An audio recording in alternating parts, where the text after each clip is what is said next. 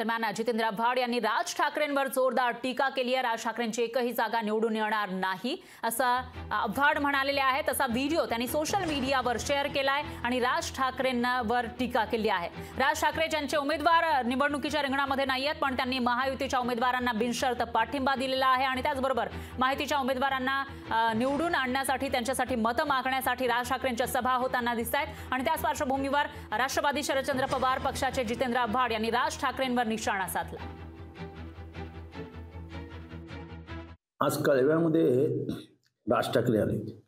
महायुतीचा प्रचार करताना त्यांनी नवीन कुठला मुद्दा पुढे आणला काय? ते खास बोलले का? ज्या विषयावरती ते कायमच बोलत आलेत आणि म्हणून त्यांची एकही सीट निवडून येत नाही, त्याच विषयावरती बोलत असतात। मुसलमानांना सरळ केले पाहिजेत, परप्रांतीयांना सरळ केले पाहिजेत।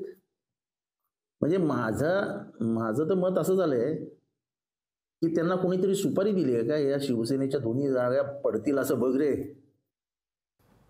तर हा आरोप आपण बघतोय, राज ठाकरे यांना कोणी सुपारी दिली आहे का की शिवसेनेच्या या दोन्ही जागा पडतील असं बघ रे असं म्हणत या ठिकाणी जितेंद्र आव्हाड यांनी राज ठाकरेंवर निशाणा साधल्याचं पाहायला मिळतं। आता राज ठाकरेंकडून यावर काही उत्तर येतं का ते बघावं लागणार आहे।